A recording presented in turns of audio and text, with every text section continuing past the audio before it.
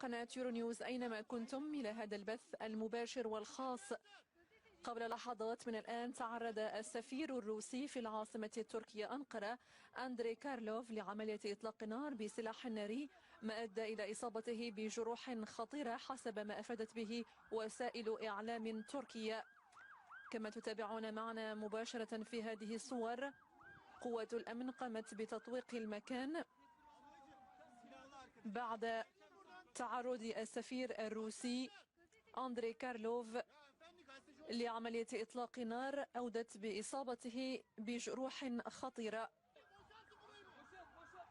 وحسب مصادر دبلوماسية فإن الدبلوماسي أندري كارلوف أصيب بعد أن قام رجل مسلح بفتح النار عليه بينما كان يزور معرضا فنيا في العاصمة التركية. الرجل المسلح أطلق النار في الهواء قبل أن يستهدف السفير،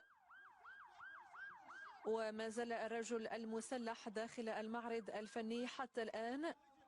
وكما نتابع في هذه الصور المباشرة، قوة الأمن قامت بتطويق المكان، المعرض الفني والشوارع المحيطة به،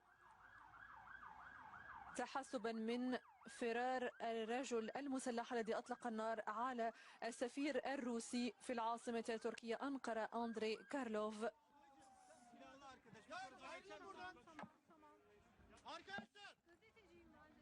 ولا توجد هناك أخبار تؤكد نقل السفير رغم إصابته الخطيرة إلى المستشفى حتى الآن، ونجهل حتى الساعة ما إذا تم نقله إلى المستشفى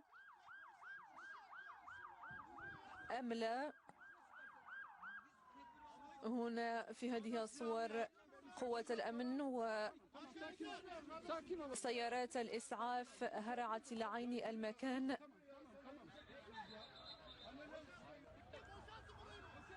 إذن كما أفادت قناة تركية مشاهدينا، السفير الروسي في أنقرة أصيب بجروح خطيرة جراء إطلاق نار. وذكرت NTV أن السفير الروسي أندري كارلوف لدى أنقرة أصيب بجروح خطيرة في هذا الهجوم المسلح. من جهتها أكدت قناة CNN ترك إن إطلاق نار جديد سمع في موقع إطلاق النار على السفير الروسي في أنقرة في المعرض الفني، وذلك بعد إصابة السفير.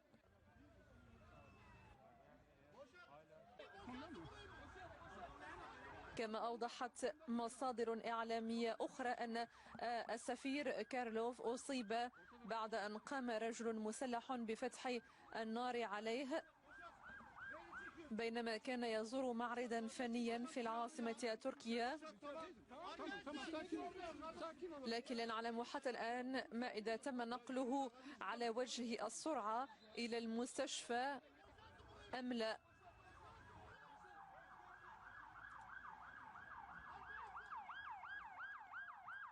إذن كما تتابعون معنا مشاهدينا مباشرة في هذه الصور، قوة الأمن طوقت